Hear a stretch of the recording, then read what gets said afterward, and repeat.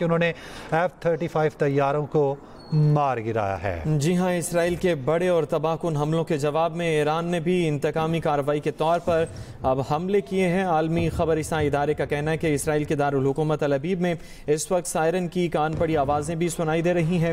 اسرائیل میں وزارت دفاع کے ہیڈ کوارٹر کے نزدیک آگ اور دھواں دیکھا گیا۔ کم از کم 5 مقامات پر ہنگامی صورتحال نافذ کی گئی ہے۔ سائرن بجتے ہی اسرائیلی شہری فضائی حملوں سے بچنے کے لیے زیر زمین بنے بنکرز کی جانب دوڑ پڑے۔ شہریوں کی چیخ و پکار کی آوازیں سنی جا رہی ہیں، جبکہ ایران کی پاسداران انقلاب نے یہ اعلان کیا ہے کہ اسرائیل میں درجنوں اہداف پر جوابی حملے شروع کر دیے گئے۔ انہوں نے مزید کہا کہ ہمارا بدلہ ابھی شروع ہوا ہے۔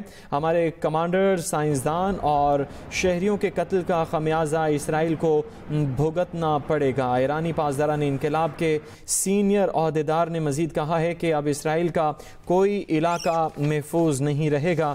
ہمارا انتقام نہایت تکلیف دہ ہوگا۔ ایرانی میڈیا نے دعویٰ کیا ہے کہ چند گھنٹوں کی خاموشی کے بعد اسرائیل کو دوبارہ سے 100 بیلسٹک میزائلوں کے ساتھ بھرپور جواب دیا جائے گا۔ دوسری جانب اسرائیل نے یہ دعویٰ کیا ہے کہ اس نے ایران کی جانب سے داغے گئے ڈرونز اور میزائلوں کو دوبارہ فضا میں ناکام بنا دیا ہے۔ اسرائیل کی ریسکیو ادارے نے کم از کم 7 افراد کے زخمی ہونے کی تصدیق کی ہے۔ یاد رہے کہ اس سے قبل اسرائیل نے 200 لڑاکا طیاروں کے ساتھ ایران کی 100 سے زیادہ تنصیبات کو نشانہ بنایا، جس میں پاسداران انقلاب کے سربراہ، آرمی چیف سمیت متعدد اہم کمانڈرز اور 6 جوہری سائنسدان سمیت 86 افراد جاں بحق اور 300 سے زائد کے زخمی ہونے کی اطلاعات ہیں۔ جمعے کے دن تازہ حملے میں تبریز ایئرپورٹ اور شیراز کو نشانہ بنایا گیا اور وہاں دھوئیں کے بادل اٹھتے نظر آ رہے تھے۔ یہ اہم ڈیولپمنٹ ہوئی ہے۔ آپ کو بتائیں کہ سعودی ولی عہد محمد بن سلمان اور امریکی صدر ڈونلڈ ٹرمپ کے درمیان ٹیلی فونک رابطہ ہوا۔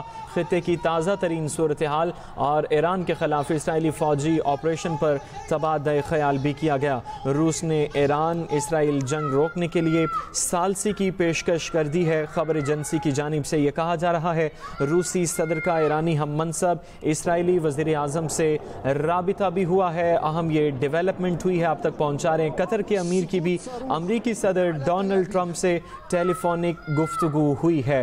اہم یہ ڈیولپمنٹ ہوئی ہے، آپ تک پہنچا رہے ہیں کہ ایران اسرائیل کشیدگی میں کمی اور سفارتی حل پر تبادلہ خیال کیا گیا۔ اہم خبر آپ تک پہنچا رہے ہیں کہ روس نے بھی اس حوالے سے جنگ کو روکنے کے لیے اقدام شروع کر دیے ہیں۔ روس نے ایران اسرائیل جنگ روکنے کے لیے ثالثی کی پیشکش کر دی ہے۔ خبر ایجنسی کی جانب سے یہ کہا جا رہا ہے روسی صدر کا ایرانی ہم منصب اسرائیلی وزیر اعظم سے رابطہ بھی ہوا ہے، جبکہ قطر کے امیر کی امریکی صدر ڈونلڈ ٹرمپ سے ٹیلی فونک گفتگو بھی ہوئی ہے اور اس میں بھی اس جنگ کے حوالے سے بات کی گئی۔ ایران اسرائیل کشیدگی میں کمی اور سفارتی حل پر تبادلہ خیال کیا گیا۔ قطر کے امیر کی امریکی صدر ڈونلڈ ٹرمپ سے ٹیلی فونک گفتگو ہوئی۔ روس نے ایران اسرائیل جنگ روکنے کے لیے ثالثی کی پیشکش کر دی ہے، ایسا کہنا ہے خبر ایجنسی کا۔ روسی صدر کا ایرانی ہم منصب اسرائیلی وزیر اعظم سے رابطہ بھی ہوا ہے، جبکہ اس جنگ کو روکنے کے لیے ثالثی کا کردار ادا کرنے کی پیشکش کی گئی ہے۔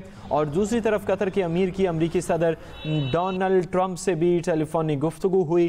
ایران اسرائیل کشیدگی میں کمی اور سفارتی حل پر تبادلہ خیال کیا گیا۔ اسرائیل کے بڑے اور تباہ کن حملوں کے جواب میں ایران نے بھی انتقامی کارروائی کے طور پر بیلسٹک میزائل داغے ہیں، اور جس میں یہ اطلاعات سامنے آ رہی ہیں کہ 7 اسرائیلی زخمی ہوئے ہیں اور باقیوں کے حوالے سے ابھی اطلاعات آنا بھی باقی ہیں، جبکہ کتنا نقصان ہوا اس حوالے سے بھی کچھ کہنا قبل از وقت ہوگا۔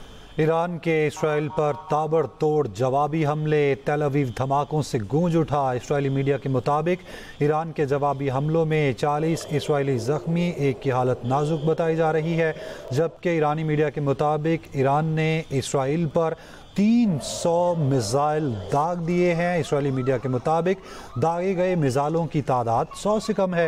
ایرانی حملے سے تل ابیب کی کئی عمارتوں کو نقصان بھی پہنچا ہے۔ خبر ایجنسی کے مطابق امریکہ ایرانی میزائلوں کو ناکارہ بنانے میں اسرائیل کی مدد کر رہا ہے۔